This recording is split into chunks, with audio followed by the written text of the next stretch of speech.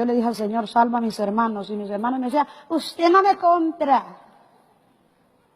Usted me está comprando con dólares. ¡Cósame bien lo que te voy a decir, sinvergüenza! Con dólar, a punta de dólar te meto al cielo. Y en un año te viene un trato de Dios para tu vida, ¿oíste? Te viene un trato. Acuérdate lo que te dije, que soy profeta de Jehová. Soy tu hermana mayor y soy tu madre espiritual. Pero ¿sabes una cosa? Porque quien te ha dado comer el pan he sido yo. Quien ayudó a mi madre fui yo. Y ¿sabes una cosa? Tengo todo el derecho, aunque soy la 8 de 16. ¿Sabes una cosa? Tengo todo el derecho legal de decirte que yo sí tengo autoridad sobre ti. Y en un año te viene tremenda prueba. A ver si sigues diciendo que te compro a punta de dólar. Pues a punta de dólar te llevo paseando. Con violencia. ¿De verdad hay gente que escucha estas cosas? ¿De verdad hay gente que es capaz de decir amén a esto? ¿De verdad hay personas que son capaces de escuchar a esta mujer? Porque, para empezar, pastora, no. Pero ella misma se proclama profeta. Ella misma se proclama madre espiritual. Le ha faltado llamarse querubina ungida.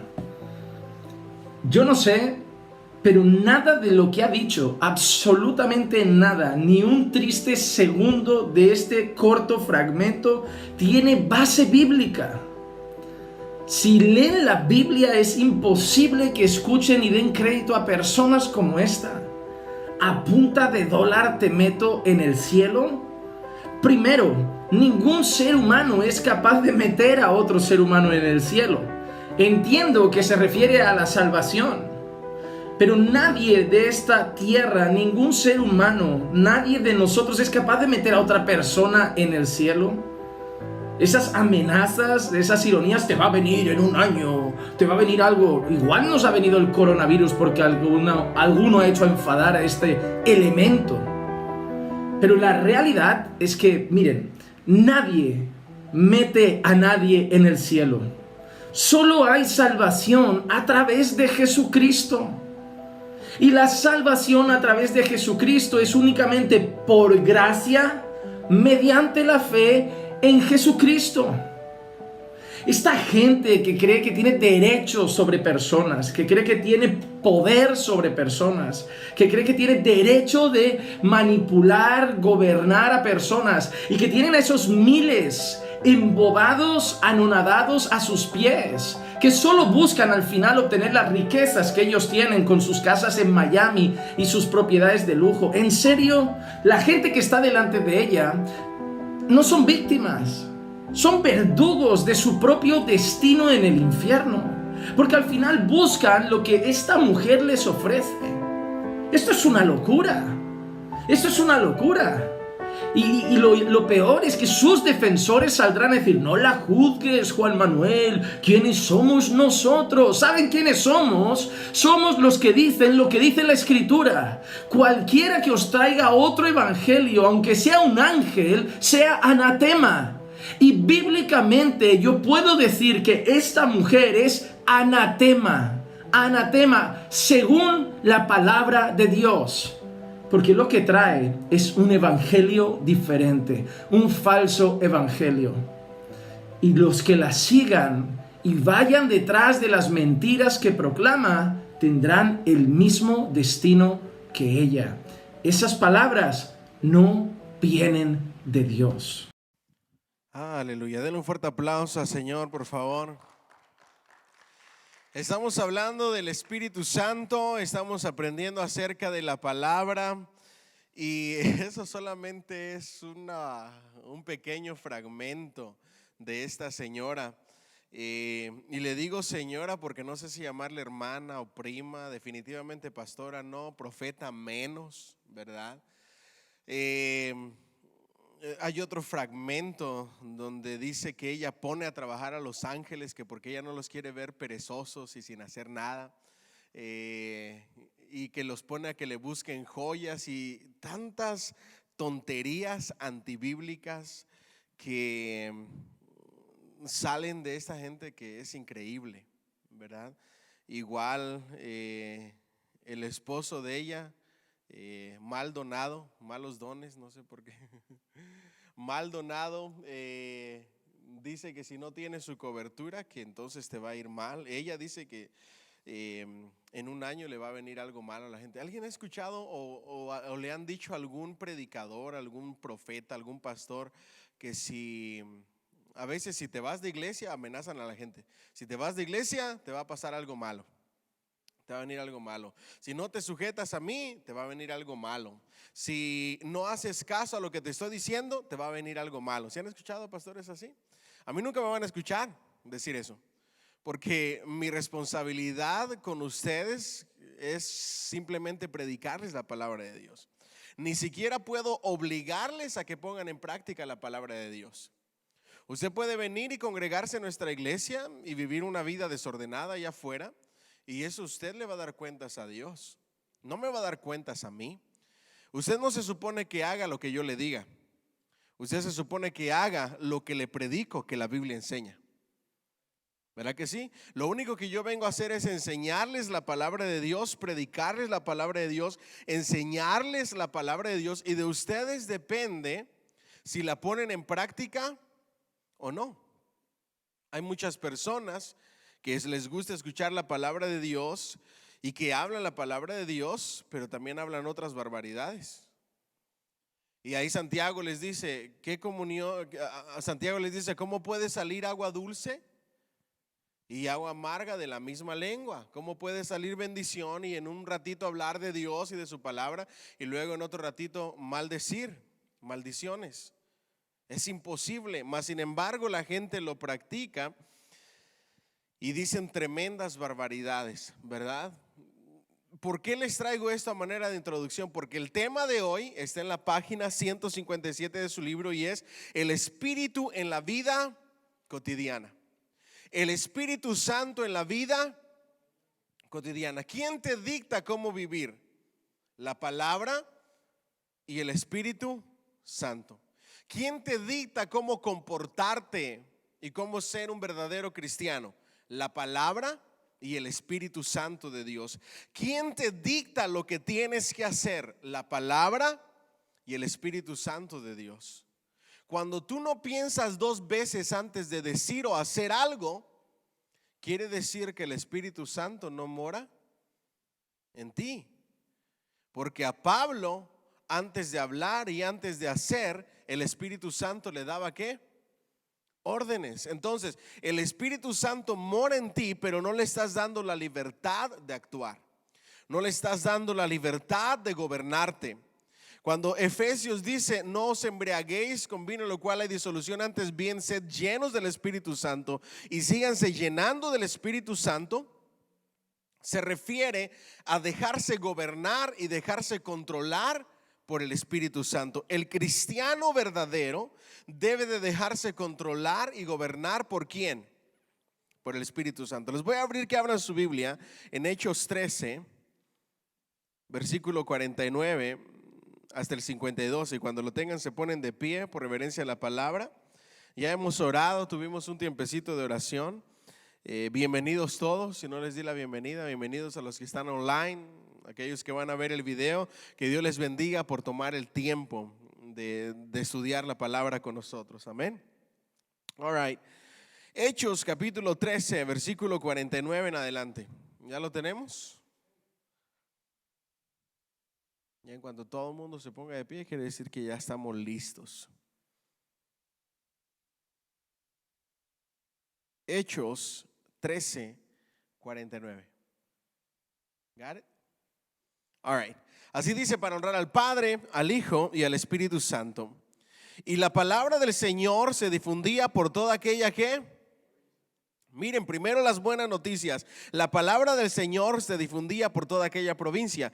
Pero los judíos, diga conmigo, siempre que se predica la palabra, viene algo, viene algún estorbo. Así es el enemigo.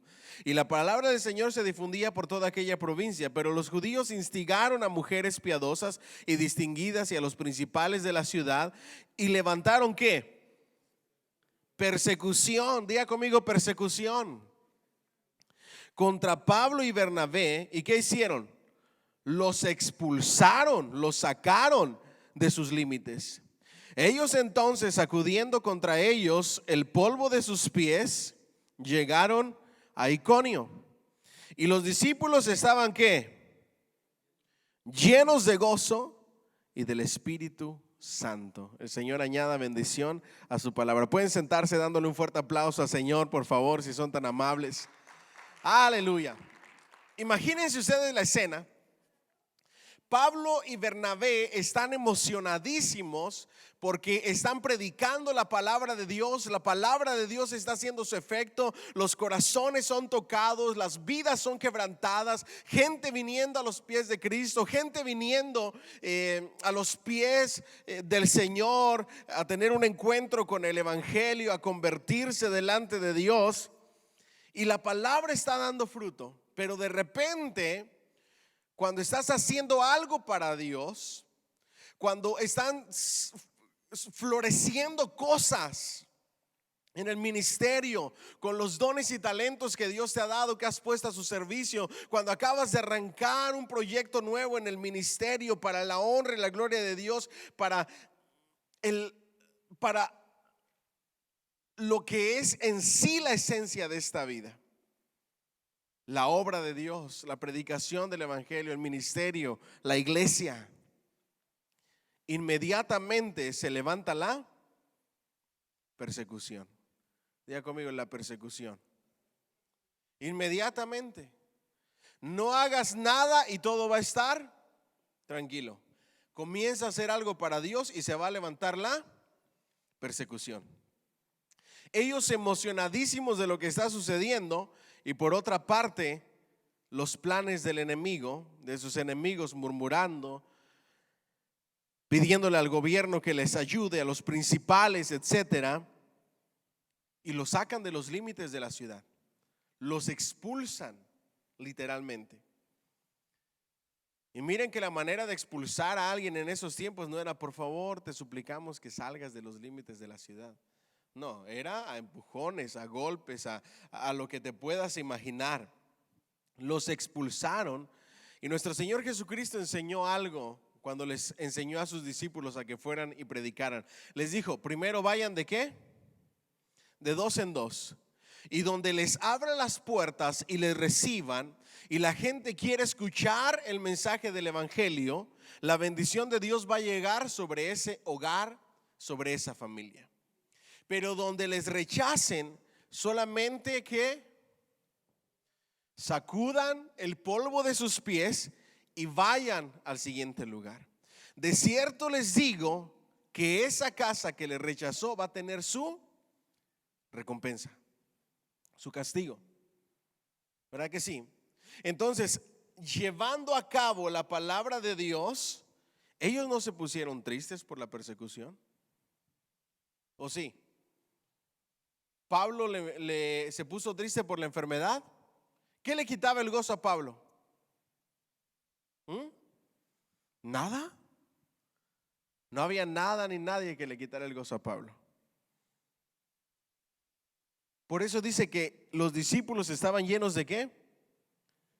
De gozo. ¿Cuál es una de las características del fruto del Espíritu? Es que gozo, dominio propio, ¿verdad? El gozo no se lo quitaba a nadie. El gozo no te lo quita la persecución, no te lo quita la enfermedad, no te lo quita la escasez, no te lo quita la tribulación, hambre, peligro, espada, desnudez. Nada te roba el gozo que te da el Espíritu Santo que mora en ti cuando tú estás lleno del Espíritu Santo. Dice que estaban llenos de gozo y del Espíritu Santo. Ahora, ¿cómo vivir la vida cristiana hoy en día? ¿Cómo vivir la vida cotidiana hoy en día? Diga conmigo, llenos del Espíritu Santo.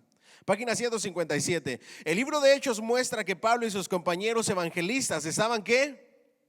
Llenos. Ese llenos en el original significa se mantenían siendo llenos. De manera continua se llenaban de la presencia, de tal forma que se mantenían siendo llenos de gozo y del Espíritu Santo. La persecución y la tribulación solo les empujaban hacia adelante con más gozo que los problemas, las tribulaciones, las situaciones adversas solamente les daban más fuerzas y los impulsaban a llenarse más, a buscar más, a servir más, a darle más al Señor y a llenarse más de gozo. ¿Qué es lo que hacen las tribulaciones y los problemas hoy en día en nuestras vidas? ¿Nos impulsan a buscar más al Señor o nos aplastan y nos hacen a un lado de buscar más del Señor? Renuevan nuestras fuerzas y decimos nosotros, ahora voy a buscar más de Él y le voy a servir más. O te desaniman y dices, ya no, yo me voy a separar. Oh, no, yo me voy a dedicar a otra cosa. Oh, no. ¿Qué es la diferencia? ¿Qué hace la diferencia, de acuerdo a la palabra de Dios, el que vengan los problemas y te dejen triste, abatido, sin ganas, sin deseo, o que te impulsen a seguir adelante y avanzar más? La llenura del Espíritu Santo de Dios. ¿Cuántos estamos aquí? Ahora, no les estoy diciendo que no va a venir en ocasiones algún desánimo. Puede que venga, pero te vas a levantar y vas a salir de eso.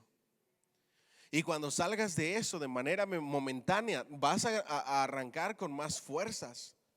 ¿Estamos aquí? Por eso hay un dicho que dice que lo que no te mata te hace más fuerte. Y ese dicho, aunque no está en la Biblia, tiene un gran principio. Y es bueno. Lo que no te mata te hace más fuerte. Yo siempre se los he dicho y parece como que ya sueno como disco rayado, pero si yo me llego a infectar, yo voy a regresar con más ganas. Imagínense, 2 semanas sin hacer nada para el Señor. 2 semanas en que no voy a predicar, 2 semanas en que no voy a asistir a las oraciones, 2 semanas en que no voy a estar haciendo la obra del Señor. Yo tengo que regresar con más ganas. Pero hay otras personas que esas 2 semanas, en lugar de ayudarles, les enfría. ¿Sí ven la gran diferencia? Hay otras personas que esta cuarentena, en lugar de ayudarles a regresar con más ganas, los acomodó. Y hay personas planeando no regresar hasta el año que entra. Yo no me imagino, se los digo de corazón, no me imagino una vida sin congregarme. No podría sobrevivir yo. No hablando espiritualmente, sino ministerialmente. Porque tu vida espiritual la debes de mantener con o sin congregarte, tu relación con Cristo. Estoy hablando de la vida ministerial, de lo que es ser iglesia. La Escritura dice a manera de mandato, no dejen de congregarse, porque a algunos se les hace costumbre. ¿Y qué es lo que está pasando hoy? A algunos se les está haciendo ¿qué? Costumbre. Entonces, ¿qué sucede? Yo no puedo imaginarme el quedarme tirado, triste, cabizbajo, desvalido por las tribulaciones y por los problemas. Tú debes de entender que cuando el Espíritu Santo de Dios está en ti, lo único que tienes que hacer es sacudirte los pies. ¿Alguien dice amén? Toca al que está a tu lado o voltea a alguien y dile, sacudite los pies vos. Tienes que sacudirte los pies. Eso es lo único. Que me criticaron, que hablaron mal de mí, que hicieron esto. Dígame fuerte, a sacudirme los pies. Que hay problemas en el gobierno, que la política, que las finanzas, que las crisis. Diga conmigo, sacudirme los pies. Que problemas en esto, enfermedades, problemas en el matrimonio, sacudirme los pies. Que las tribulaciones sean un empuje para buscar más de Dios y no para apartarte. Que los problemas te hagan buscar más de Dios, de donde viene tu ayuda, tu auxilio y tu socorro, que apartarte. Eso era lo que estaba sucediendo con el apóstol Pablo y con Bernabé. Los convertidos de Pablo estaban llenos del mismo gozo en Hechos 16:34. Era un gozo que se deriva del hecho de que el Espíritu daba honor y gloria a Jesús. Pablo también daba toda la gloria a Jesús. Su mensaje, su ministerio y su vida personal se centraban en Jesús. Él nunca olvidó esa visión celestial. Él hablaba continuamente de estar en Cristo. Rehusaba tratar de satisfacer a los judíos con señales o a los griegos con sabiduría filosófica. Simplemente predicaba al Cristo crucificado y resucitado. Pablo tenía mucha tela de donde cortar. Él podía sorprender con filosofías a los griegos y podía sorprender a los judíos porque fue instruido a los pies de Gamaliel. Pablo no era cualquier persona, era ciudadano romano. Y para poder comprar u obtener la ciudadanía romana tenías que ser persona de dinero. No cualquiera era ciudadano romano. Y eso le valió en los juicios que arremetieron contra él, porque él pidió que se le juzgara como ciudadano romano, y lo tuvieron mucho tiempo en arresto domiciliario. ¿Y saben qué hizo en su arresto domiciliario? Escribir más de la mitad del Nuevo Testamento que hoy tenemos. ¿Cuánto le dan un fuerte aplauso al Señor? Diga bien fuerte: Dios sabe lo que hace. Por eso les decía, ¿cómo han aprovechado ustedes su cuarentena para Dios? Mire, si Pablo no hubiera tenido ciudadanía romana, hubiera corrido la misma suerte que otros que no la tenían. Lo hubieran matado rapidito de la misma manera. Pero Dios, que es perfecto, preparó todas las cosas para que en su arresto domiciliario escribiera muchas de las cartas que hoy nosotros tenemos en nuestra Biblia. Tremendas enseñanzas que Dios le dictó y le inspiró a escribir. Pero él no tenía nada de qué jactarse, solamente predicaba a Cristo. Luego las señales siguieron en la demostración del Espíritu y de poder. Y esto es, las señales siguieron no para convencer a los escépticos, sino en respuesta a la fe de aquellos que ¿qué? Dios no tiene que demostrarle nada a nadie. Cualquier persona que pida demostraciones del poder de Dios solamente para satisfacer sus necesidades, Dios no juega ese jueguito. Jesucristo, cuando le pedía señales antes de ser crucificado, ese gobernador que se burlaba de él para satisfacer su curiosidad, ¿cómo permaneció nuestro Señor Jesucristo? Callado y en silencio. Cuando este mago le pedía a los apóstoles, a los discípulos de nuestro Señor Jesucristo, que le dijeran cómo conseguir ese poder, cómo podía comprar ese poder para poderlo utilizar ellos mismos, le vino un juicio de parte de Dios, porque el Espíritu Santo no se compra ni se vende ni existe para satisfacer las necesidades o la curiosidad de alguien. Las señales existen como consecuencia y respuesta del poder de Dios a aquellos que tienen su fe en Él. Se los voy a volver a decir. Yo espero que ustedes capten esta pequeña sentence, porque esto es la esencia del cristiano. Las señales y el poder de Dios existen no para convencernos de su grandeza. Escuchen eso, no para convencernos de la grandeza de Dios. Las señales de Dios existen como consecuencia y respuesta a la fe de los hijos de Dios. Yo creo que Dios es mi sanador, y en respuesta a mi fe, el poder de Dios se manifiesta de manera real y palpable en mi vida, y si a Él le place, Él me sana y hace milagros, señales y prodigios.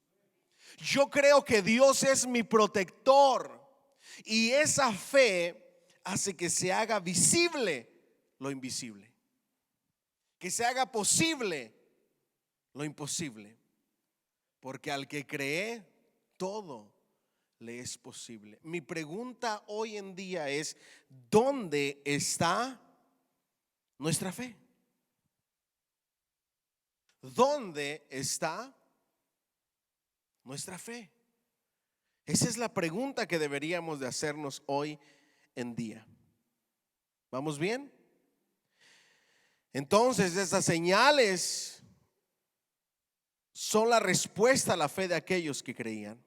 Un buen ejemplo es la respuesta o reacción del cojo de Listra a la predicación de Pablo y a su mandato. Eso está en Hechos 14, 7 al 10. Los escritos de Pablo muestran también que el Espíritu Santo era tan real y personal para él como lo era Jesús. Él reconoció el lugar importante que tenía el Espíritu en su ministerio.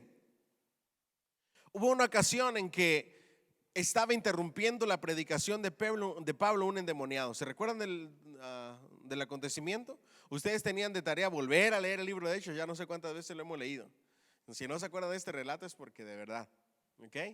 Pero está interrumpiendo esta persona que tenía demonios de adivinación, etcétera, lo que ustedes quieran. Está interrumpiendo la predicación de Pablo. Y está interrumpiendo. Y está interrumpiendo. Y la escritura en el libro de Hechos dice claramente que el apóstol Pablo, le preguntaba al Espíritu Santo si lo echaba fuera. Escuchen eso. Y el Espíritu Santo le decía: todavía no. Espera un momento más. Espera. Y cuando el Espíritu Santo le dijo: ahora sí, échalo fuera,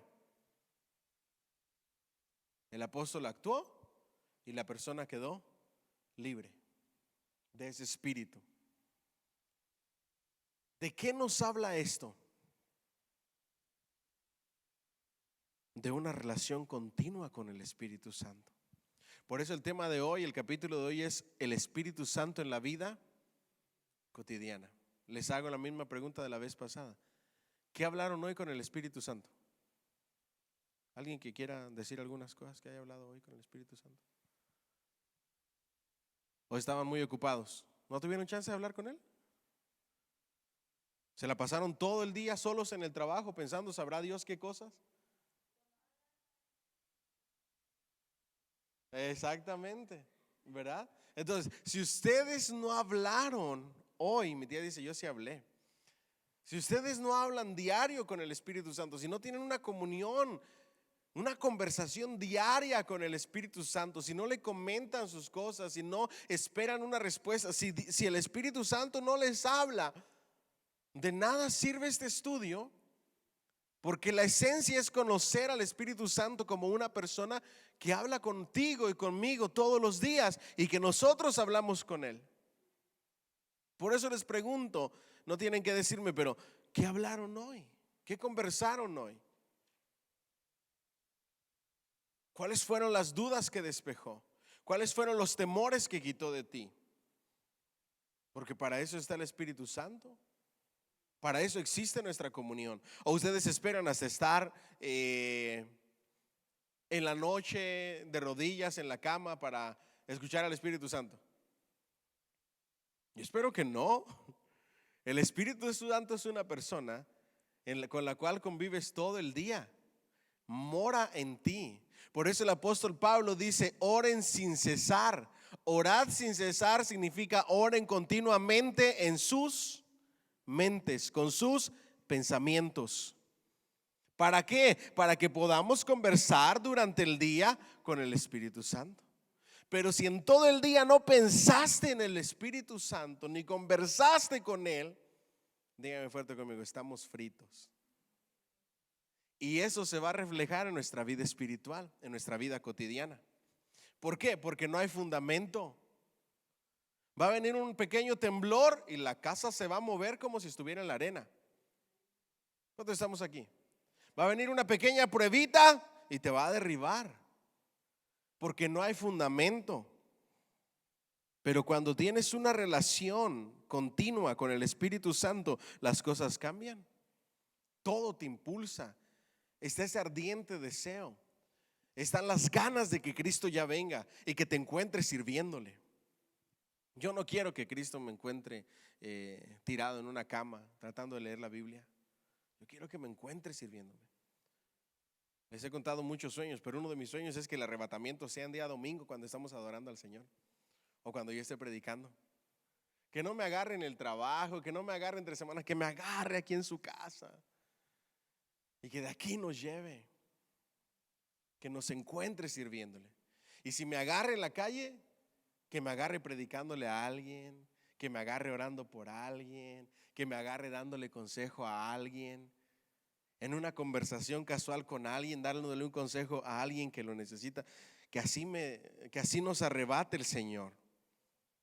¿Ustedes no piensan en eso? Sí, o soy el único que está medio raro conforme a la palabra de Dios. La Escritura dice que puede ser en cualquier momento, que Él vendrá como ladrón en la noche. Y cada día tienes que levantarte conversando con el Espíritu Santo. Y quizá la primera pregunta es: ¿será hoy, Señor? El día que tú quieras, yo estoy listo. ¿Estamos aquí? ¿Qué es lo que conversas todos los días con el Espíritu Santo? ¿Saben cuál es una de las cosas que opaca completamente la voz del Espíritu Santo? Las ocupaciones, los problemas, los quehaceres. Después de aquí tengo que ir allá, y luego tengo que hacer esto, tengo que llegar a la casa, y en la casa tengo que hacer esto. Y del Espíritu Santo, estás tan ocupado en tu vida diaria que no conversas con Él. ¿Me siguen hasta aquí? En el caso del apóstol Pablo no era así, y tampoco debería de ser nuestro caso. ¿Vamos bien? All right, vamos adelante entonces. Diga conmigo: controlados por el Espíritu Santo. Página 158. No apaguéis al Espíritu. Las cartas de Pablo a los tesalonicenses hablan solo en forma breve del Espíritu Santo. Él expresa profunda preocupación por los nuevos convertidos. Dios había establecido la iglesia mediante una acción poderosa del Espíritu, pero por causa de una violenta oposición, Pablo fue obligado ¿a qué? A retirarse. Pero por causa de a retirarse, él escribe para alentarles: no deben olvidar que el evangelio no vino a ellos en palabras solamente, sino también en poder del Espíritu Santo y en plena certidumbre. Eso está en 1 Tesalonicenses 1:5. Como resultado, los creyentes llegaron a ser seguidores, imitadores de los evangelistas y del Señor, recibiendo la palabra en medio de la gran tribulación o la persecución con gozo del Espíritu Santo. De esto vemos que Hechos, aún con la mucha atención que le da el Espíritu Santo, no siempre menciona cosas que son aclaradas en otros lugares. Hechos habla de la oposición en Tesalónica, pero no menciona la obra del Espíritu Santo en ese lugar. Lo más aproximado es la referencia a la queja de los opositores judíos, estos que trastornan al mundo entero, también han venido acá. No apaguéis al Espíritu Santo. Nos vamos a ir al último párrafo. Probablemente es teniendo esto en mente que el apóstol dice luego: no apaguéis al Espíritu. Se usa la palabra apagar para la acción de sofocar un ¿qué? ¿Qué significa apagar al Espíritu Santo? Sofocar un fuego. ¿Cómo se sofoca un fuego? Tapándolo. ¿Verdad que sí? Si tú tienes una fogata y le empiezas a echar leños y leños y leños y leños, la preocupación viene: no, tranquilo, espérate, no lo vayas a apagar, no lo vayas a sofocar. ¿Ok? A eso se refiere. ¿Vamos bien hasta ahí? Marcos 9, 44, 46 y 48, donde los fuegos de el Gehenna y el lago del fuego no pueden ser apagados. Para lámparas que se dejan fuera de acción, también se usa respecto al poder del fuego suprimido, que probablemente se refiere a Daniel 3, 25 al 28, donde el fuego no fue apagado, pero no tuvo poder para quemar a los 3 hebreos. El gozo del Espíritu que tenían ellos al servir a Dios y al confiar en Jesús pudo haberse perdido si el Espíritu hubiese sido sofocado o suprimido por él. ¿Por el qué? Entonces, ¿qué es lo que sofoca al Espíritu Santo, o esos leños extra que sofocan el fuego, o eso con lo que lo tapas y lo sofoca? ¿Qué es? El pecado. Cuando el apóstol Pablo escribe y dice: no apaguéis al Espíritu Santo, les está diciendo: tengan mucho cuidado con su vida cotidiana de no ofender a Dios, sino que anden como es digno del evangelio, agradando al Señor en todo. La vida cotidiana la tienen que vivir como es digno del Evangelio, agradando al Señor en todo, no dándole lugar al pecado. En medio de esa lucha contra el viejo hombre, salir victoriosos. Estamos aquí. También el Espíritu Santo puede ser apagado por una actitud que errónea. Diga conmigo, actitudes erróneas. Tal como lo señala la próxima apelación de Pablo: no menospreciéis las profecías, examinadlo todo, retened lo bueno. Ellos rechazaban las profecías y las trataban como si no tuviesen valor. Hay implicada aquí una actitud arrogante y desenseñosa. Diga conmigo, la actitud de arrogancia y de sabelotodo apaga al Espíritu Santo. A mí me encanta mandar a la gente al seminario bíblico. Y como me gusta que la gente conozca la palabra de Dios, establecimos seminario bíblico en nuestra iglesia. Pero yo siempre le he dicho a las personas cuando las mando a seminario bíblico, no las mando, les recomiendo que vayan a seminario bíblico y le digo, tienes que tener cuidado con dos cosas.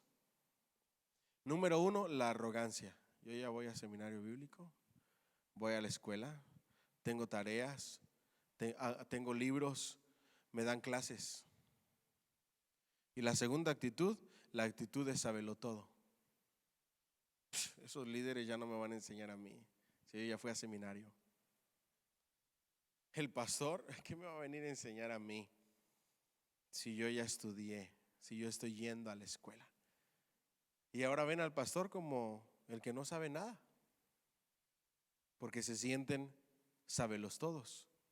Una actitud de una persona que no se deja enseñar es una actitud equivocada y errónea. ¿Me siguen hasta aquí?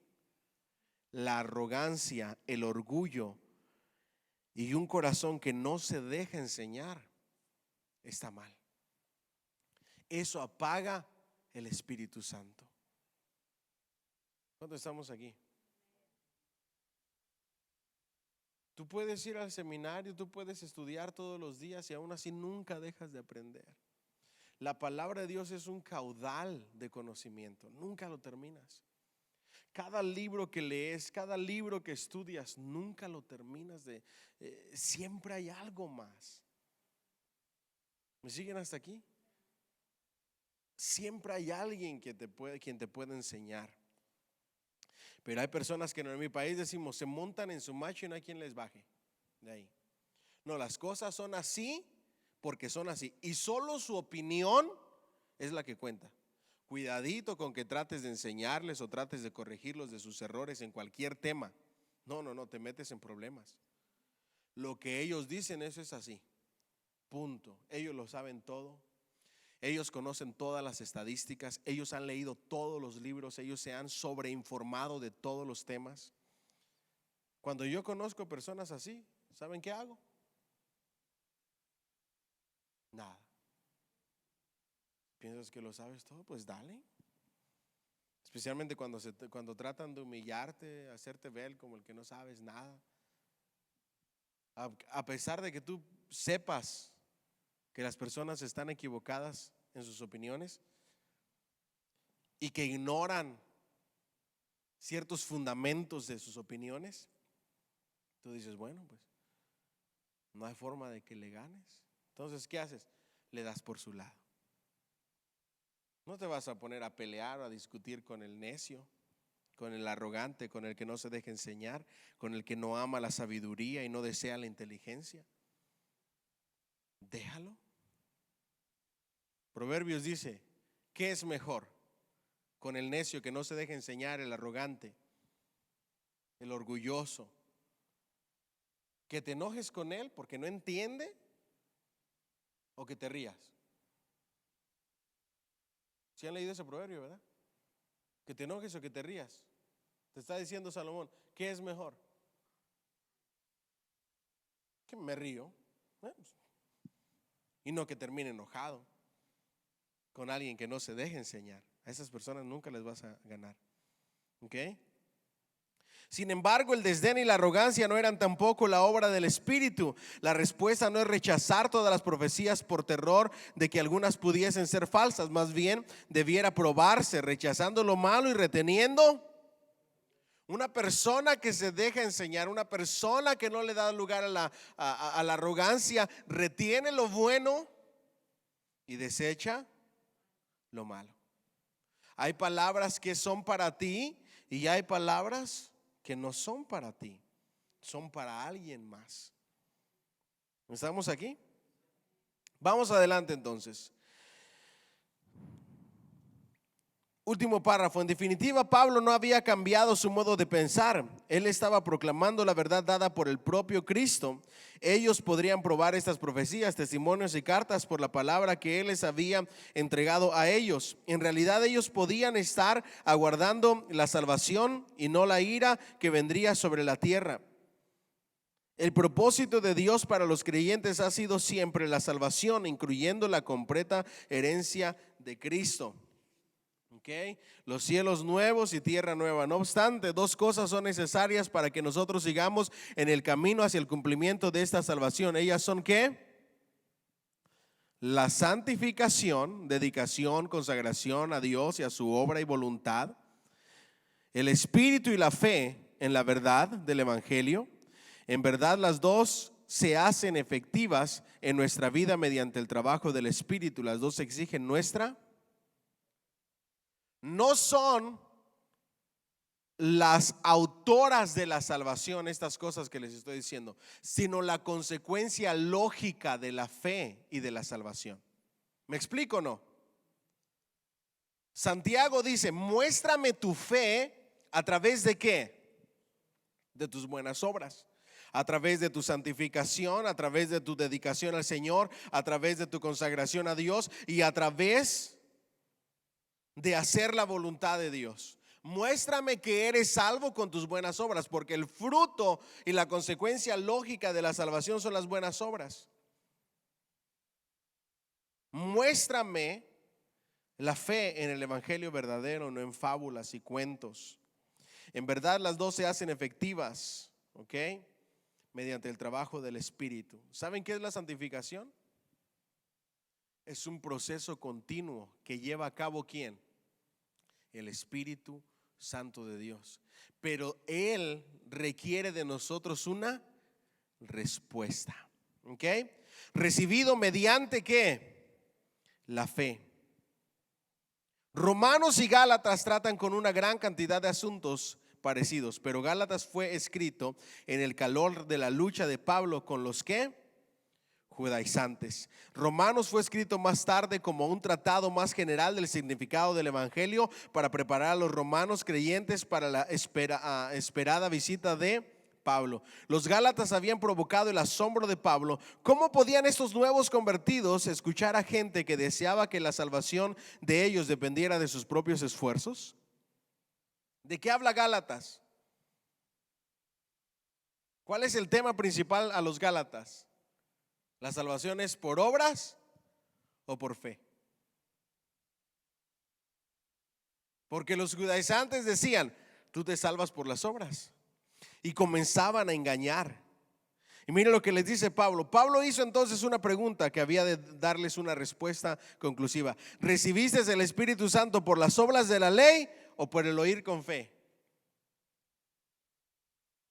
¿Recibes al Espíritu Santo porque tú cumples la ley y por las buenas obras que haces, o lo recibes por fe y luego vienen consecuencias lógicas que son las buenas obras? ¿Cómo se recibe el Espíritu Santo? Por fe. Diga conmigo, por fe. Por fe de la palabra que hemos escuchado. Miren lo que les dice Pablo. Preguntó luego, ¿tan necios, faltos de inteligencia sois? Habiendo comenzado, hecho un comienzo por el Espíritu, ¿ahora vais a acabar por la carne? Algunos consideran que la expresión comenzando por el Espíritu es una referencia a la experiencia interior de llegar a ser cristianos. como parece ser el significado de comenzar en Filipenses 1:6, que promete que Dios, quien comenzó una buena obra en nosotros, la terminará. Pero estaban propensos a dos cosas: una, guardar las obras de la ley, y la otra, también se estaban dejando dominar por la carne. ¿Dónde encontramos las obras de la carne y el fruto del Espíritu? ¿Ah? ¿En cuál libro? Gálatas. ¿Qué capítulo, para ser exactos? 5 y 6, ahí. Obras de la carne, fruto del Espíritu. Dos problemas tenían los gálatas: el problema de los judaizantes, y por otro lado, que las obras de la carne o el pecado se estaban apoderando de ellos. Y cuando el pecado se apodera de ti, apagas el Espíritu Santo. Comienzas por el Espíritu y terminas por la carne. ¿Me siguen hasta aquí? Mientras él estaba con ellos iban bien, pero ¿qué pasó cuando el apóstol Pablo se fue? ¿Ah? Volvieron otra vez al mismo asunto. Y eso trae una gran enseñanza y un gran problema. Mi trabajo como pastor y los predicadores que hay en nuestra iglesia y los maestros es enseñarles el evangelio.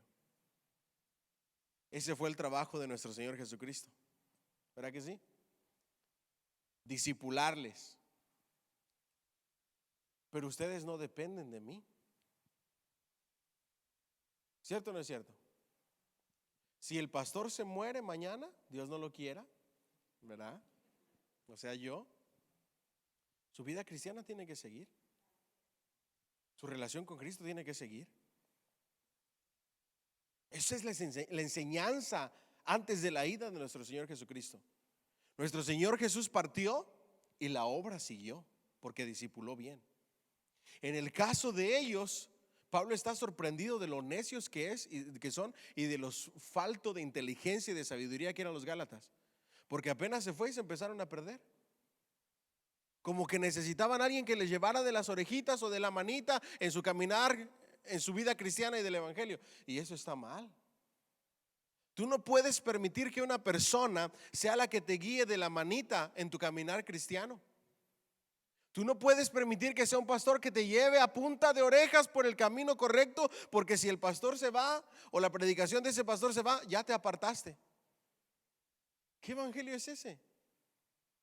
El que nos guía a toda verdad y el que está con nosotros todo el tiempo y el que nos debe de guiar en nuestra vida cristiana, ¿quién es? El Espíritu Santo y la palabra de Dios. En el momento que ustedes se hagan dependientes de un siervo de Dios, su vida cristiana fue un fracaso. ¿Me siguen hasta aquí? Su vida cristiana no depende de un predicador. Es parte de, pero no es la esencia. Pablo se va y estos se comienzan a apartar. ¿Ok? Y entonces Pablo les dice: no solamente me recuerden a mí como persona, sino recuerden mis enseñanzas. Si ustedes tienen mis enseñanzas, no importa que no esté yo. Es lo que Pablo está diciendo. Y lo mismo fue con nuestro Señor Jesucristo. Ya ustedes les enseñé, ahora ustedes vayan y enseñen. Esté o no esté yo de manera personal, ustedes ya tienen un camino trazado porque yo les he enseñado. Si yo, sin irme y sin enseñarme, hay gente que se pierde y se aparta del camino, y yo he visto cómo se han apartado. ¿Por qué es? Ya conmigo, un descuido en mi relación con Cristo y con el Espíritu Santo. ¿Vamos bien? Ya conmigo, la promesa del Espíritu Santo para cada uno de nosotros. Página 162. Miren cómo vamos de manera progresiva, ¿ok? Mantenernos llenos. No apagar al Espíritu Santo con el pecado, la arrogancia, el orgullo y el no querernos dejar enseñar. No permitir que las pruebas y las luchas nos aparten o nos desanimen, sino avanzar con más ganas, que sean un impulso. Recibimos al Espíritu Santo mediante la fe. Si comenzamos bien con el Espíritu, terminemos con el Espíritu. Mantengamos nuestra relación viva y palpable con el Espíritu Santo. Y vamos a la página 162, de tal manera que podamos clamar: Abba, Padre. Para presentar la misma verdad de otro modo, Pablo dice que Dios envió a Jesús como hombre para que viviera bajo la ley, con el fin de redimir a los que estaban bajo la ley. De modo que nosotros, judíos y gentiles, recibimos la adopción ¿de qué? De hijos. Con el término adopción se quiere dar a entender el entrar en los privilegios y las responsabilidades que les corresponden a los hijos. También usa él este término respecto de la condición de hijos y de los israelitas. ¿Ok? Diga conmigo: nosotros somos los injertados, los adoptados, los que no somos del pueblo de Dios, del pueblo de Israel, pero sí somos del pueblo de Dios en Cristo Jesús. Ahora, la esencia de la adopción es una bendición que los hijos no tienen. Por ejemplo, a Laila yo no la elegí, a Kaylee yo no la elegí, a Elin yo no la elegí. Dios me las dio así, sin elegirlas. Pero si yo decido adoptar a alguien, ¿qué voy a hacer con él? Yo lo voy a elegir. Esa es la bendición de los adoptados. Y esa es la bendición que relata el apóstol Pablo, que nosotros somos elegidos por Dios para que anduviéramos en su caminar, haciendo su obra como hijos de Dios. Yo no sé cuánto le pueden dar un fuerte aplauso al Señor. Diga conmigo: Dios me escogió. Y ni aún así valoramos su palabra, el conocimiento, la obra de Dios, el servir al Señor, si Él nos escogió. Mi esposa me contó de un niño que estaba dando un speech acerca de la adopción y le sacó lágrimas a la audiencia hablando acerca de la adopción. ¿Y sabe con qué palabras terminó este niño que dio ese discurso? Yo espero que hoy alguien me elija para tener una familia. I hope someone pick me today so I can have the opportunity to have a family. Yo espero que alguien me escoja hoy, que alguien me elija y me dé una familia. Dios te escogió, te eligió y te dio la familia de Dios. Y todavía con todo y eso hay personas que no lo valoran y se apartan de Dios, se apartan de la obra de Dios, se apartan de la iglesia, que es la familia que Dios nos dio, la familia de Dios. Claro, le echan culpa a medio mundo, pero cuando tú ves por qué se apartaron, no se apartaron de la familia de Dios solamente. A la familia de Dios le echan la culpa, pero en realidad querían apartarse de Dios. ¿Sabes por qué? Para alimentar no el espíritu, sino ¿qué? La carne. Cuando alguien venga y ustedes los vean su manera de vivir, su manera de conducirse, diciendo malas palabras, bebiendo, haciendo todo lo que hace un no cristiano, y cuando vengan y les digas: ¿qué te pasó? Y le echen la culpa a un hermano de la iglesia, al pastor de la iglesia, eso no es verdad. Esas son las excusas.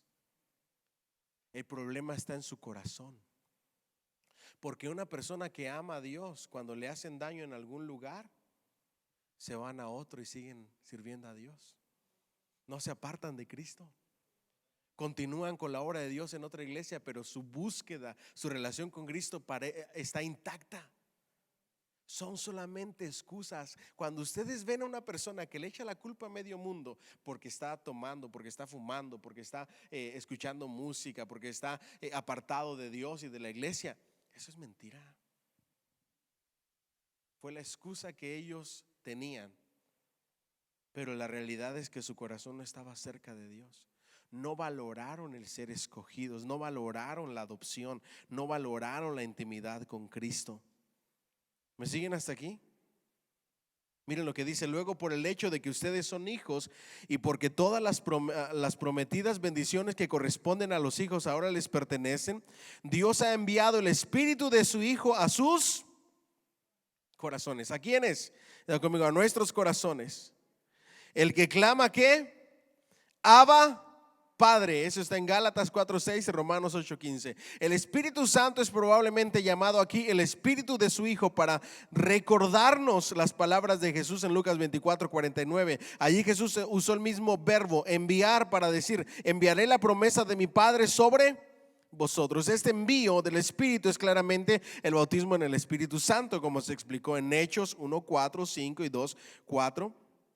El hecho de que Pablo se refiere a ello como el Espíritu que viene a sus corazones no es extraño. Él todavía tiene en mente la misma venida definida del Espíritu como Gálatas 3:2. Todavía más hemos visto en Hechos la variedad de términos que usa la Biblia para la venida del Espíritu en la experiencia que pentecostal es de gran importancia aquí. Sin embargo, que Pablo establece con claridad que el hecho de que ellos son hijos es la base para enviar ¿qué?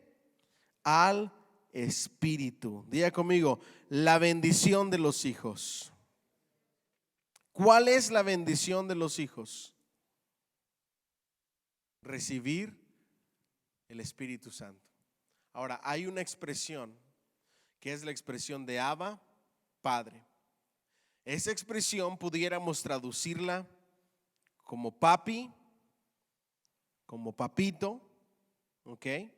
Pero miren lo que enseña aquí, ¿ok? Entonces dice Pablo: ya no sois esclavos, sino hijos, ¿ok? Esto es confirmado por el Espíritu mismo que viene a nuestros corazones y continuamente clama: Abba, Padre. Clamar significa generalmente exclamaciones en voz alta, en gritos, tales como los que se necesitarían para llamar la atención en un mercado o en una plaza pública. Expresa una profundidad de intensidad, fervor y urgencia, mediante la cual el Espíritu mismo dentro de nosotros clama a Dios como ¿qué? Como Padre. La repetición del clamor le añade solemnidad. A menudo se dice en la actualidad que Abba era equivalente el arameo de ¿qué? Papá. En calidad de una forma de trato familiar, resulta agradable pensar que tenemos el privilegio de comunión más íntima con el Padre por medio del Espíritu. Verdaderamente así es. Sin embargo, Abba es realmente el correspondiente arameo para él, padre o padre. Se usaba en el círculo familiar, pero en esa sociedad los niños no decían papá, muy respetuosamente decían ¿qué? Padre. Entonces, la interpretación correcta es oh padre, que si lo traducimos a la actualidad por la familiaridad y el círculo íntimo de familia, es lo que dirían hoy daddy, papi o papá. Ese vendría siendo el término en la actualidad. ¿De qué nos habla eso? Diga conmigo: de familiaridad. ¿Por causa de quién? Del Espíritu.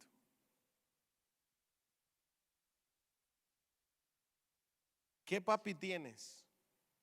Dígame fuerte: mi papá es el mejor de todo el mundo. ¿Alguien dice amén? ¿Usted cree que su papá lo va a dejar a la deriva? Yo no sé en qué mundo vivimos en nuestra mente cuando nos sobrepreocupamos de las cosas de esta vida, como si tuviéramos un papá terrenal.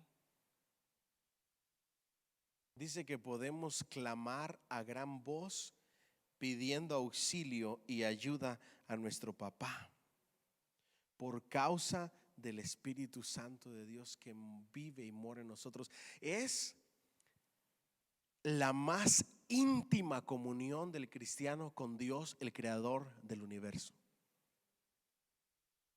Se los pongo de esta manera para que ustedes tengan una idea. En el Antiguo Testamento, los judíos, antes de mencionar la palabra Jehová, muchos de ellos se iban y lavaban los dientes y luego la pronunciaban. Esa era la solemnidad. Muchos escribas, cuando iban a escribir la palabra Jehová, cambiaban de tinta y de pluma para poder escribirla. El que Jesús viniera y diera la revelación y la enseñanza de Jehová, creador del cielo, de la tierra, del universo y de todo lo que ellos hay, como papá, como Padre celestial, nadie lo podía entender. Ningún judío. Los judíos lo veían o lo ven como el creador, el que creó el universo. ¿Cómo el creador del universo se va a rebajar ante esta criatura para ser mi Padre celestial? Esa es la perspectiva judía. Y Pablo se va más allá en la revelación que Dios le dio, diciéndonos a nosotros: no solamente quiero ser el creador del cielo y del universo, quiero estar más cerca de ustedes. Y no solamente quiero ser su Padre celestial, quiero ser su papá, el que sabe dar buenas dádivas a sus hijos, el que les amó tanto que entregó a su Hijo único para darles salvación y vida eterna, el que los escogió, el que les libró de la esclavitud del pecado para que fueran sus hijos, el que va a estar ahí para cuando ustedes clamen por auxilio. Yo voy a ser su socorro, y como corre un papá para cuidar y defender a su hijo, así voy a ser yo, y eso quiero ser yo para ustedes. Wow, yo no sé qué le provoca eso.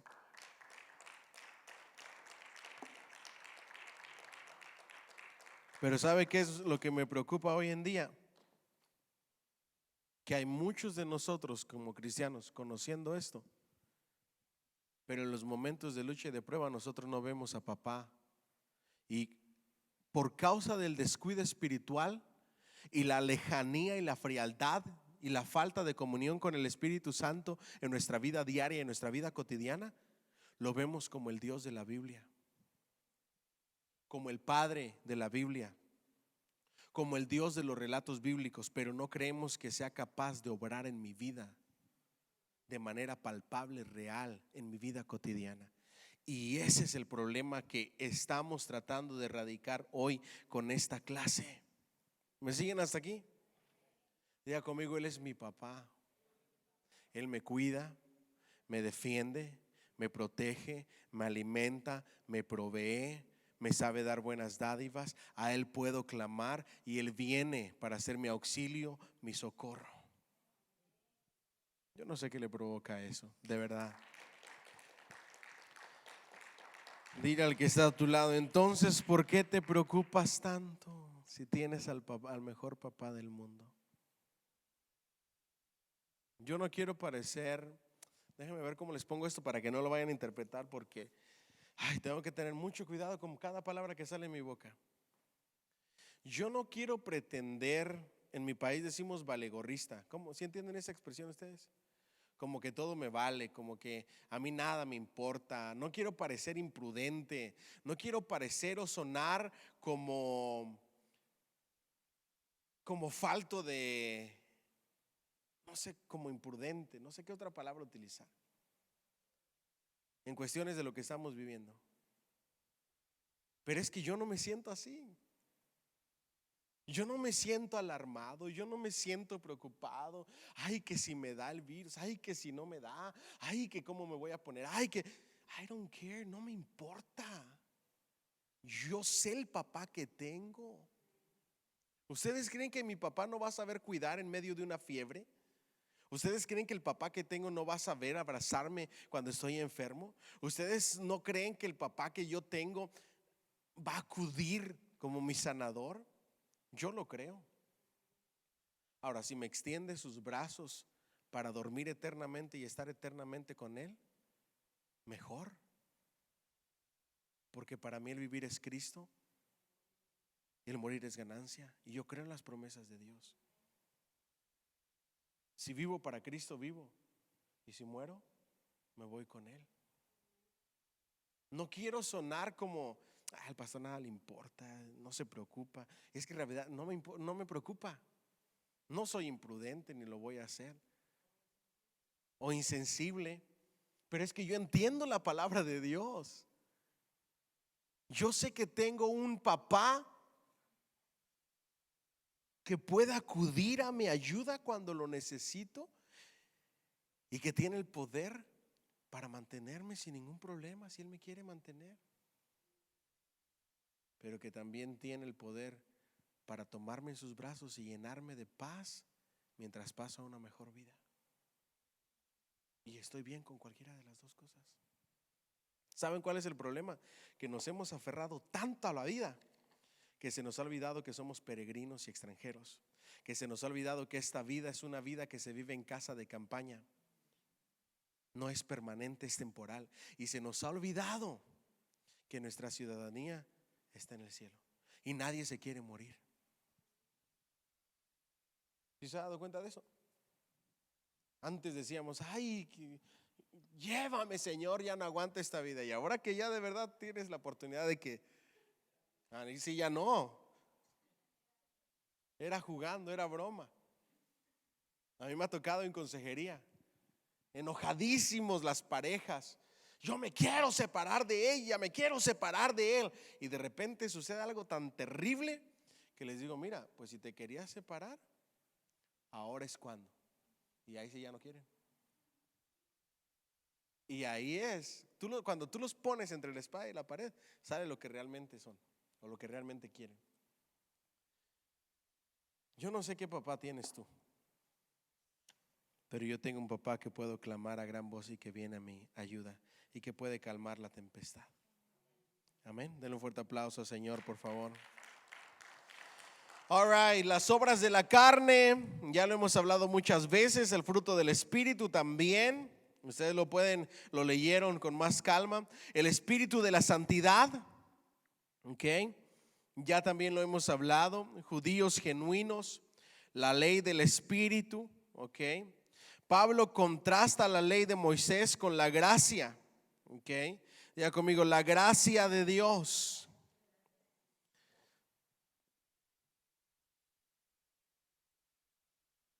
Más bien que con el Espíritu. El verdadero conflicto se halla entonces no entre la ley y la gracia, sino entre la ley y el pecado. La ley no era mala ni errónea, era ¿qué?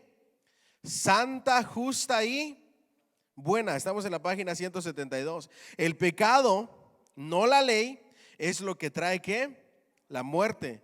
Efectivamente, el pecado manifestó lo malo que es, lo pecaminoso que es el tomar una cosa buena como la ley y utilizarla para agitar todavía más el pecado. Miren esto, que esto es bien interesante. El problema no era la ley, sino la debilidad de ¿quién? Del hombre. Y a eso vino Cristo, a ayudar al ser humano. Pablo dice, yo conocí lo que era malo y lo que era pecado por causa de ¿qué? De la ley. Y la ley en sí no es mala. La ley es el maestro que nos muestra lo que está bien y lo que está mal. Pero nadie puede cumplir la ley completa de Dios por sus propias fuerzas. Solamente hubo uno. ¿Quién fue? Cristo. Y ahí es donde Él extiende su gracia sobre nosotros, su misericordia. Su gracia significa, diga conmigo, un regalo que no merecíamos. Eso es lo que significa la palabra gracia, regalo inmerecido, ¿ok? La salvación es el regalo de Dios, no por obras, sino por su amor, por su gracia, ¿ok? Compartir la victoria de Cristo. El fracaso de la ley en producir justicia no se debió a la ley, sino a nuestra debilidad humana. Dios sabe esto y tiene compasión de ¿quiénes? De nosotros. Pero nuestra debilidad no nos es excusa. En consecuencia, Dios envió a Jesús en semejanza de carne de pecado, verdaderamente hombre, pero sin pecado, a causa del pecado, como una ofrenda por el pecado. En su condición de hombre, sin hacer uso de ninguno de sus poderes divinos, Jesús derrotó a la tentación en los mismos puntos que Eva, ¿qué? Fracasó. ¿Para qué? Para ayudarnos a nosotros a ser vencedores del pecado. La participación de la herencia de Cristo, la redención del cuerpo, no nos vamos a detener en eso, una conciencia iluminada, ahí sí nos vamos a detener, ¿ok? Ahora, presten atención a esto, que esto es muy importante. Todo lo que está hablando en todo esto es lo que siempre predicamos. Diga conmigo: santidad, santificación, consagración, vivir como es digno del evangelio, esforzarse, pedirle a Dios que nos ayude para hacer lo que a Dios le agrada y apartarnos de lo que a Dios no le agrada. Esa es la vida del cristiano. Así se cultiva nuestra relación con el Espíritu Santo. Hagan todo lo contrario a esto que les he dicho y es sinónimo de contristar al Espíritu Santo, de apagar al Espíritu Santo y de vivir gobernados por la carne. ¿Ok? Si queremos vivir gobernados por el Espíritu, tenemos que cultivar las cosas que son del Espíritu. Amén. Sencillo como eso. La conciencia iluminada. Los capítulos 9 al 11 de Romanos tratan de la preocupación que tenía Pablo respecto de los judíos que rechazaban a Jesús. Estos tenían un espíritu de estupor en lugar del espíritu ¿qué? Santo. Por el hecho de que Pablo se volvió a los gentiles en su ministerio, algunos suponen que él ya no se preocupó más por los judíos, pero él siempre fue primeramente a quienes, a los judíos. Todavía más, él tenía una honda y continua preocupación por su conciencia, pero porque su conciencia le daba testimonio en el Espíritu Santo. El significado de esto parece ser que su conciencia estaba guiada e iluminada ¿por quién? ¿Se acuerdan que les hablé de la conciencia la semana pasada? La conciencia de un no creyente, ¿qué le pasa? Dice Pablo. Se cauteriza. Yo les expliqué qué es cauterizarse hasta con ejemplos. Ahora, ¿qué hace el Espíritu Santo en la vida del creyente con la conciencia? ¿Ah? Nos guía y nos ilumina. Diga conmigo: la guía y la ilumina.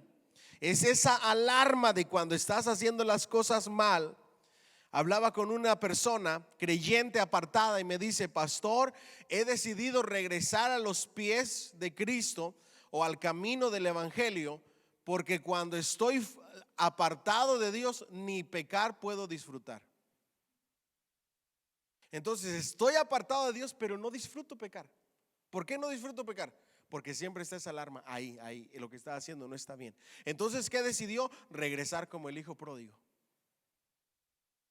Porque siempre va a estar ahí el Espíritu Santo hablando a tu conciencia, diciéndote: lo que estás haciendo no está bien, tienes que cambiar. No te va a dejar, no te va a soltar. No vas a ser feliz con esa alarma. Es como quererte dormir con la alarma de las 6 de la mañana por horas y horas y horas. Jamás, imposible. ¿Vamos bien? ¿Por qué? Porque el Espíritu sabe y conoce la voluntad de ¿quién? De Dios. Nuestras conciencias nunca son una guía suficiente en sí mismas, ¿ok? Precisan de la palabra, necesitan la iluminación del Espíritu si han de sernos de utilidad, ¿ok? La conciencia por sí sola no es suficiente, necesitamos la palabra de Dios que nos dice lo que es bueno y lo que es malo, y luego del Espíritu Santo que conoce la voluntad de Dios, ¿ok? Pablo sabía mediante la palabra y mediante el Espíritu que Dios todavía se preocupa por los judíos. Por esta razón se preocupaba él también. De este modo el Espíritu Santo le hizo saber también que su conciencia estaba en lo correcto y que su preocupación era correcta. Su preocupación era más que un sentimiento de solidaridad con su pueblo. Provenía del ¿qué? Del amor de Dios. ¿Ok? Adoración espiritual. Después de demostrar que Dios todavía tiene misericordia para los judíos y los gentiles que crean, Pablo pasa a dar una guía práctica para los creyentes. Los sacrificios en el templo ya no eran ¿qué? Necesarios. Cristo lo ha cumplido una vez y para siempre. Pero eso no quiere decir que tenemos que tomar livianamente hacer cosas a nuestro modo. Dios todavía nos llama a que presentemos nuestros sacrificios, no sacrificios de animales muertos, sino sacrificios vivos, nuestros propios ¿qué? Eso ustedes se lo saben de memoria. Romanos 12, 1 y 2. No os conforméis a este siglo, ¿verdad? sino transformados por medio de la renovación de vuestro entendimiento para que conozcáis cuál es la buena voluntad de Dios, agradable y perfecta. Sino que presentéis vuestros ¿qué? Cuerpos en sacrificio ¿qué? Vivo, santo, agradable a Dios. Que es vuestro culto ¿qué? Racional. 2 versículos que ustedes tienen que saberse de memoria sobre el espíritu y la adoración. Dios ya no requería sacrificios humanos, pero sí sacrificio de adoración y de alabanza, presentando nuestros ¿qué? Cuerpos en sacrificio ¿qué? Vivo, ¿qué más? Santo, ahí viene la santificación, agradable al Señor.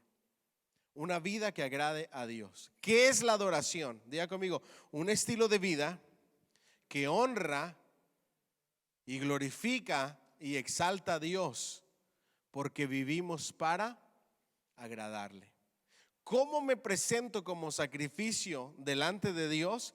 Diga conmigo, absteniéndome de las cosas que a la carne le gustan, pero que a Dios no le agradan. ¿Será eso un sacrificio? ¿Ah? ¿Es una lucha? ¿Es una pelea? Preséntate como sacrificio vivo a Dios. Presentar adoración a Dios no es un sacrificio. Para algunos de ustedes sí. ¿Cómo les cuesta levantar las manos, que es una postura de adoración a Dios? ¿Cómo les cuesta ponerse de rodillas? ¿Cómo les cuesta inclinar su rostro? Yo a veces me quedo sorprendido de la frialdad que hay en la iglesia de hoy en día. Nuestros viejitos de antes pasaban por una iglesia católica y se quitaban el sombrero y se persinaban. Y no conocían al Dios verdadero ni estaban en la iglesia correcta. Los musulmanes, los hindúes, la forma que adoran, los budistas que no conocen al Dios verdadero, su forma de adorar es diferente a la del cristiano de hoy en día. La escritura dice, doblen sus rodillas paralizadas delante de Dios. Toda rodilla se tiene que doblar delante de Dios, tarde que temprano. Esos son los sacrificios que nosotros ofrecemos. Una vida santa que agrada a Dios, y luego con el postrarse, que es adoración, proscuneo, postrarnos delante de Dios, caer de rodillas con nuestra frente en el piso. Otras expresiones de adoración son levantar las manos, inclinar el rostro, ponerse de rodillas. ¿Cuáles practican ustedes? ¿Ah? ¿Y en el culto a Dios? No, pastor, yo lo hago en la casa. ¿Y en la iglesia qué? ¿Ya en la iglesia no adora? ¿En la iglesia no se presenta como sacrificio vivo? El que tiene el Espíritu Santo no le importa ofrecerse como sacrificio vivo. No le importa el qué dirán. ¿Cuántos estamos aquí? Quiere honrar y glorificar a Dios y darle honra y gloria. ¿Ok? El uso de los dones espirituales. ¿Ok? El Espíritu y su reino. Eso nos lo vamos a saltar porque quiero entrar bien en detalle en este asunto. ¿Ok? No quiero dejarlo así a medias. De hecho, déjenme ver aquí, el espíritu y del reino, el espíritu y el ministerio de los creyentes.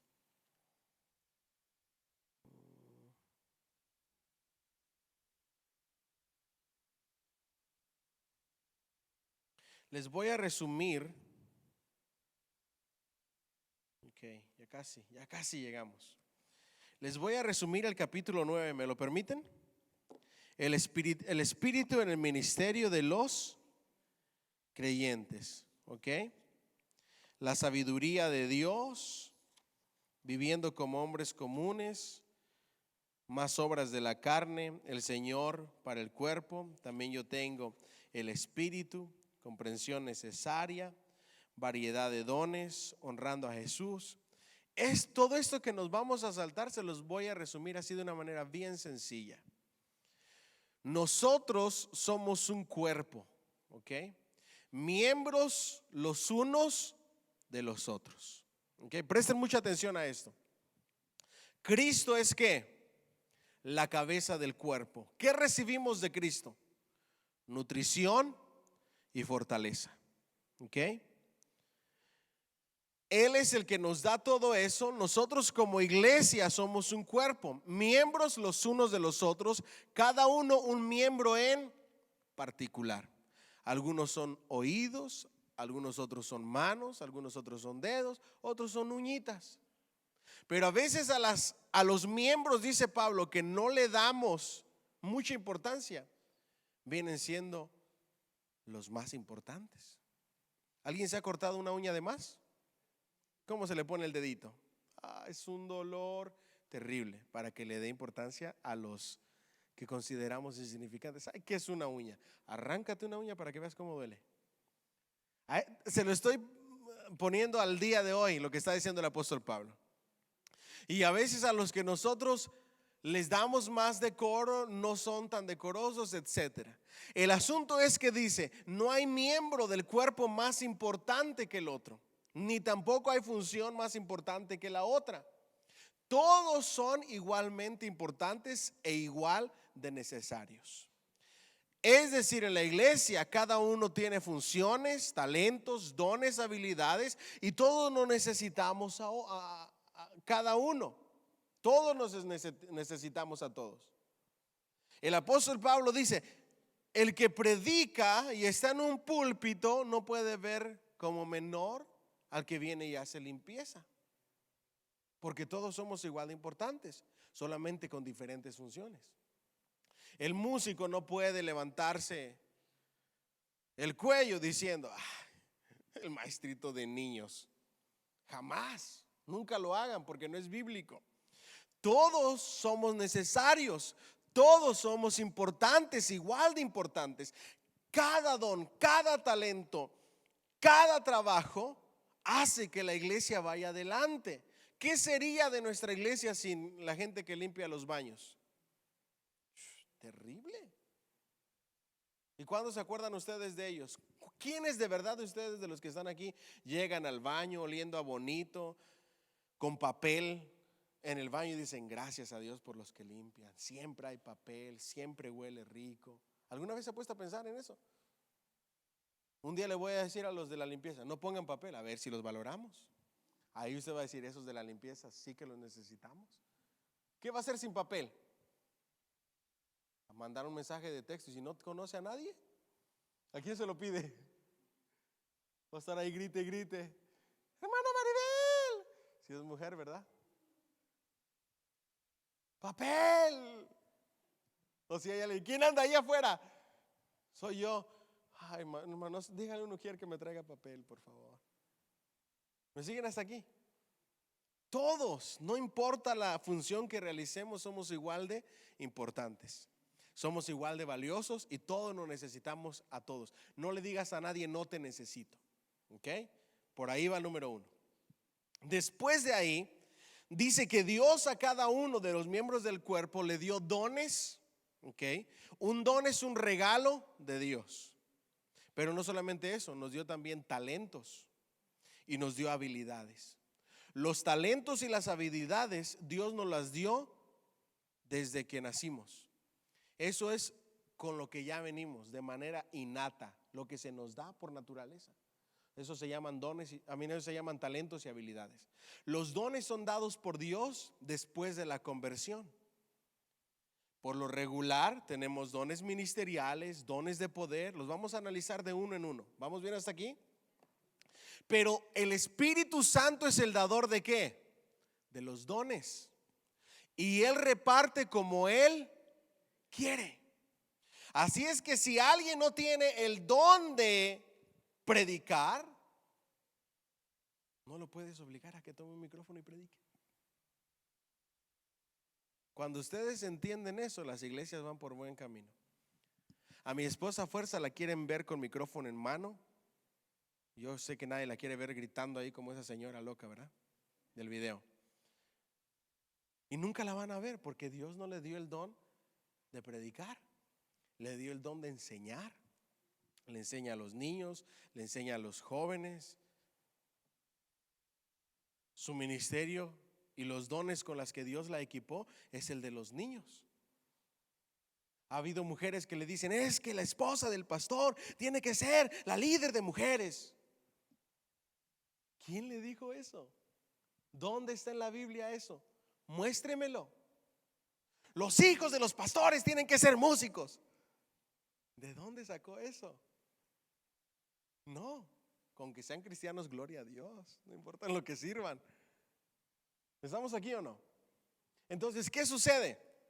Dios reparte como Él quiere, y a cada uno lo dota de un don o más de uno, como Él quiere. Somos un cuerpo, y en la manifestación y el uso de los dones, el Espíritu Santo nos da sabiduría e inteligencia para usarlos de manera correcta y hacerlos ¿qué? Crecer. Dios te da un don, pero ¿quién saca lo mejor de ese don? Conmigo, yo, con la ayuda del Espíritu Santo. ¿Cómo pules un don? En la práctica. That's it. En la práctica. ¿Ustedes creen que yo cuando empecé a predicar predicaba como predico hoy? No. Mi primer mensaje fue en una convención de jóvenes, varias iglesias reunidas. El joven predicador no llegó. Yo tenía 13 o 14 años. En mi iglesia, en mi país, yo era líder de los adolescentes y yo les daba sus clases siendo adolescente. A alguien se le ocurrió decir: Arel predica, que él predique. Vino el líder de jóvenes y me dice: Arel, me cuentan que tú predicas, así es que predica hoy, porque el que iba a predicar no llegó. Y dije: bueno, pues hay que aprovechar las oportunidades que Dios nos da. Y prediqué. Y todavía me recuerdo de ese pasaje: ser luz del mundo y sal, de ese mensaje: ser luz del mundo y sal de la tierra. Y ahora que me recuerdo de ese mensaje, dije cada tontería y cada malinterpretación bíblica que digo: Dios mío, gracias a Dios que Dios tuvo misericordia de esos muchachos. Tú no empiezas con el don que Dios te ha dado así ya bien pulido el don. Dios te lo da y en la práctica lo pules con la ayuda del Espíritu Santo. Este es un chiste, no se lo vayan a tomar muy a pecho. Por eso dicen que los que tienen don de sanidades, de repente se le muere uno que otro en la práctica, porque se están puliendo. Ok. Oré por pero se me murió el primero, se me murió el segundo. Tampoco de esa manera. Cuando hablemos de los dones de sanidades, les voy a explicar a qué se refiere. Son enfermedades específicas, no todas las enfermedades. Entonces, ese capítulo que nos vamos a saltar solamente de eso habla. ¿Ok? Dios reparte como Él quiere, somos un cuerpo, Él nos da los dones, nos necesitamos todos son igual de importantes, todos son necesarios. No le den lugar a la arrogancia, al hacer menos a otros por sus dones, por sus capacidades. Y dense cuenta de que necesitamos sabiduría, inteligencia para hacer crecer los dones que Dios nos ha dado. ¿Cómo? En la práctica. Vamos a ponernos de pie, den un fuerte aplauso al Señor, por favor. All right. Entonces, la esencia de todo esto es vivir siendo llenos del Espíritu Santo. Los dones corren un peligro, se pueden adormecer, dormir. No es que la gente hoy en día no tenga dones. ¿Qué es lo que sucede? Los tienen dormidos. Porque dice la Escritura que los dones de Dios son irrevocables. Lo que Dios te da ya no te lo quita. ¿Qué sucedió? Se durmieron en el camino. ¿Cómo se durmieron en el camino? La relación y la intimidad con el Espíritu Santo y la llenura continua se descuidó. Se descuidó la consagración, se descuidó la santificación, se descuidó la santidad. Y cuando se descuidó eso, se descuidó la vida espiritual y se descuidaron los dones. Se apagó al Espíritu Santo, se contristó al Espíritu Santo y se durmieron los dones. ¿Cómo los despiertas? Descúbrelo en nuestro próximo capítulo. Así, denle un fuerte aplauso al Señor. Ahí cortamos. Vamos a orar para despedirnos. Le damos muchas gracias a Dios. Gracias a todos por estar aquí. La semana que entra va a estar intensa. ¿Están listos para eso? Va a ser extraordinario el próximo jueves. Vamos a hablar acerca de todos los dones. Les voy a dar un libro aparte. Okay. Nosotros tenemos la clase 301 donde viene de uno en uno explicado, bien interpretado cada don. Y luego de allí, la última clase, que va a ser el otro jueves, vamos a terminar analizando cada video que hemos visto. ¿Ok? Ese no lo vamos a transmitir online porque va a ser conversacional. Ustedes van a decir sus opiniones y les voy a poner otros cuantos para que ustedes me digan con fundamento bíblico por qué está bien, por qué está mal. Y quizá entramos en debate. A lo mejor alguien dice: no, pastor, yo sí creo que se debe de meter al cielo a la gente a punta de dólar. Y ahí empezamos a debatir. ¿Okay? Si hay alguien que piense diferente, pues también, si está de acuerdo con alguno de estos videos, también podemos debatir y buscar en la Biblia hasta que la Biblia nos enseñe al respecto de. Amén. Bendito Dios, te damos muchas gracias por el privilegio y la oportunidad que nos has dado de estar en tu casa.